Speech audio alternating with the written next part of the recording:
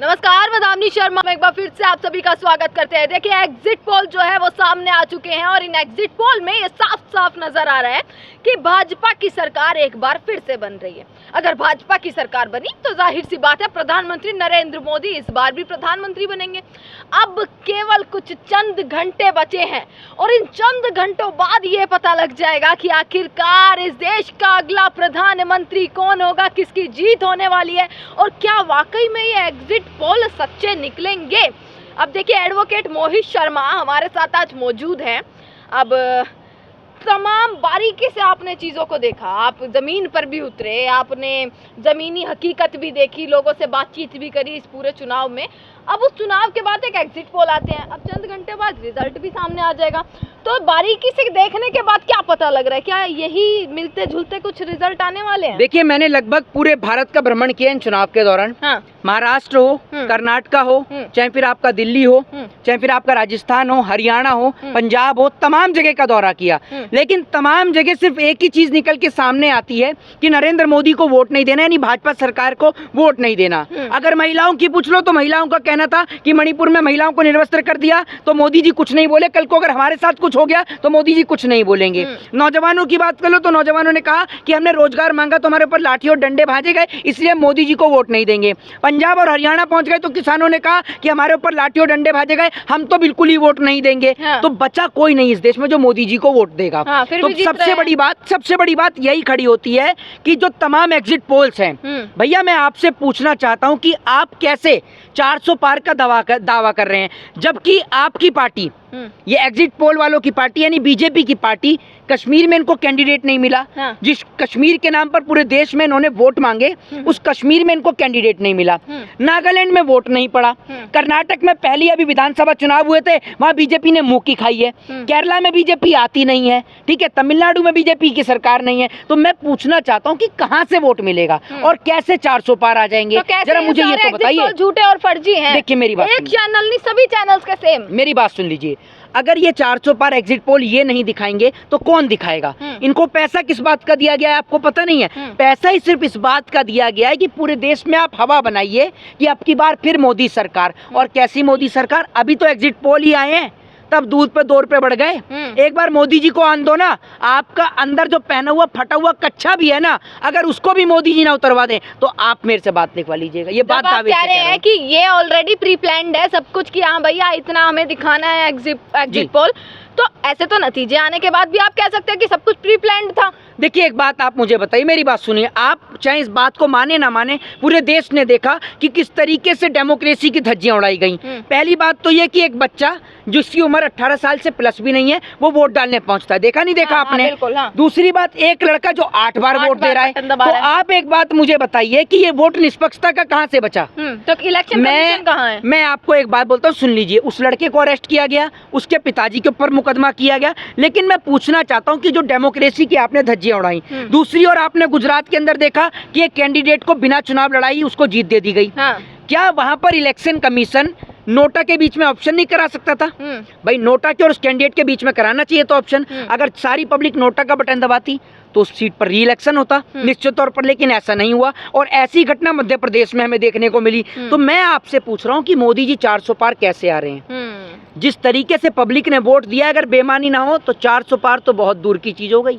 आप मुझसे लिख लीजिए, 40 सीट भी नहीं आएंगी। और मैं कह देना चाहता हूं कि कल देश के एयरपोर्टों को बंद कर दिया जाए, क्योंकि मोदी जी का एक स्टेटमेंट था कि हम तो फक्कर फकीर हैं, झोला उठाएंगे और चल पड़ेंगे। तो कल एयरपोर्टों को सबसे पहले बंद किया जाए ताकि नरेंद्र मोदी जी झोला उठा के भाग ना पाए। तो इसलिए एयरपोर्टों को बंद किया जाए। झोला चेक करने वाले हैं, क्यों नहीं चेक होगा? अरे भैया, मेरी बात सुन लीजिए, इन लोगों ने देश को बर्बाद करने में और देश को बेचने में कोई कसर नहीं छोड़ी है। मैं आपको बता दूं कि जिस तरीके से सोशल मीडिया पर बैन लगाया गया, बैन का मतलब ये कि व्यूज ही नहीं आ रहे हैं, व्यूज ही नहीं आ रहे। लोग सोशल मीडिया पे वीडियो डाल रहे हैं मोदी के खिलाफ। और सबसे बड़ी बात आप ये देखिए, मीडिया इतनी गूंगी हो गई कि ना प्रज्वला रमन्ना को दिखाया, ना ही उनके घोटालों को दिखाया, ना महिलाओं के ऊपर होता अत्याचार दिखाया। और अब कह रही है, और अब कह रही है सीधा का सीधा 400 पार। कैसे पॉसिबल है? पंजाब में बीजेपी को वोट मिलता नहीं है। आप तो एडवोकेट हैं, आप पूरा कानून भी जानते हैं और पढ़ाई भी कर रहे हैं उस चीज की, तमाम केसेस भी सामने आते हैं।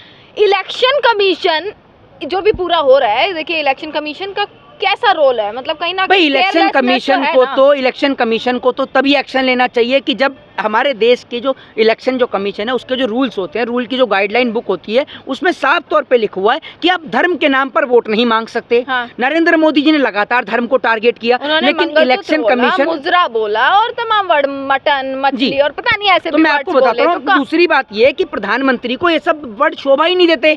भाई ये जो मुजरे की बात है ये प्रधानमंत्री को शोभा देती है?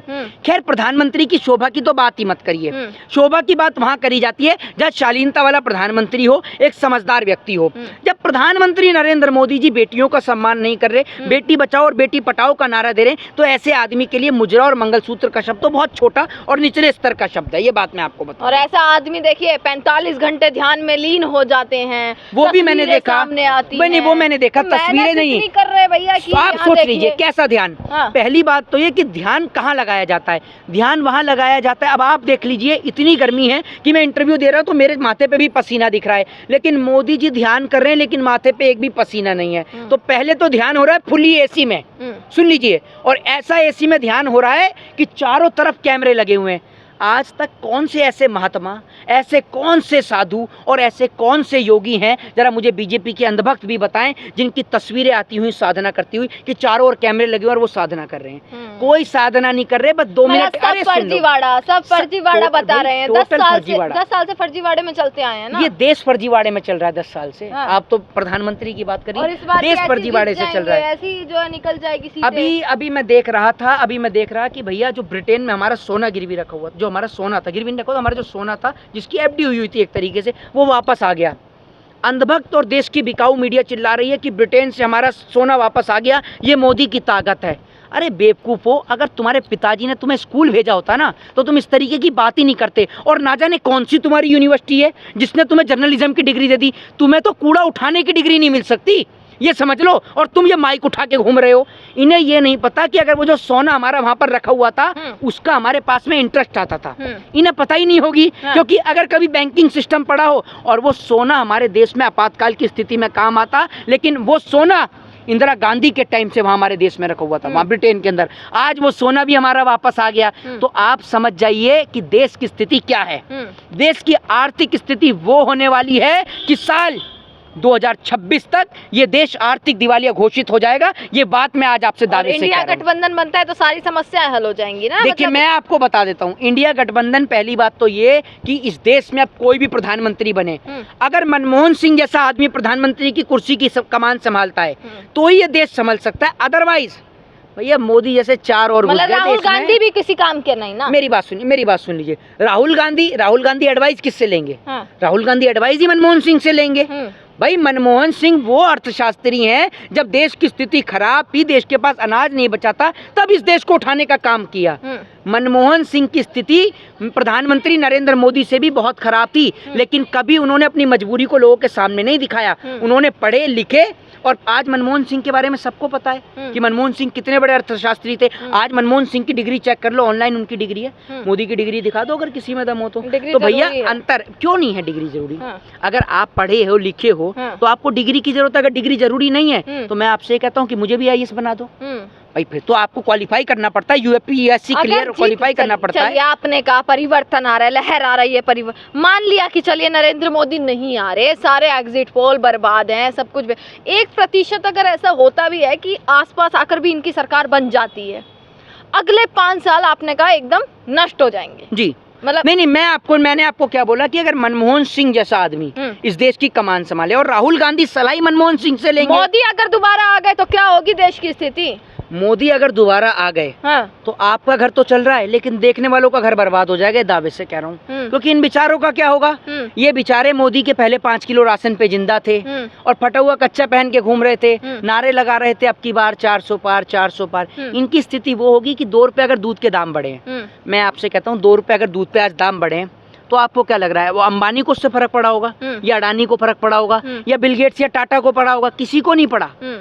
फर्क पड़ा है इस देश के आम आदमी को, गरीब आदमी को, ठीक है, जो 2 वक्त की रोटी कमाता है, और किसको फर्क पड़ेगा? इन्हीं को फर्क पड़ा और इन्हीं की स्थिति खराब है। मतलब कल अगर ऐसा नहीं बदलती है तो तब भी आवाज उठाएंगे, जोश रहेगा या नहीं रहेगा? देखिए बिल्कुल रहेगा, क्यों नहीं रहेगा। मैं आपको एक बात बताता हूँ, कल अगर मोदी सरकार आएगी तो हमारे लिए एक नया सूर्योदय होगा, मतलब तब भी आवाज उठाएंगे, विरोध करेंगे। ये देश, ये वतन, ये मिट्टी मेरी है भैया। हाँ। मोदी जी आए या जाए कोई फर्क नहीं पड़ता, मेरे देश के साथ कोई खिलवाड़ करेगा। हाँ। अगर आप चाहती हैं या आपका मोदी चाहता है कि हमारी आवाज को बंद कर दे, तो हम कहते हैं कि हमें तो डायरेक्ट मार दो, हमारे तो सीने पे गोली चला दो, नहीं तो ये जबान आपके खिलाफ चलती रहेगी और उन तमाम लोगों के खिलाफ चलेगी जो देश को बर्बाद करने की सोचेंगे, ये याद रखिएगा। चलिए इसी के साथ देखिए मोहित शर्मा हमारे साथ मौजूद थे और एडवोकेट भी हैं और लगातार बेबाकी से जो है अपनी आवाज़ भी उठाते हैं।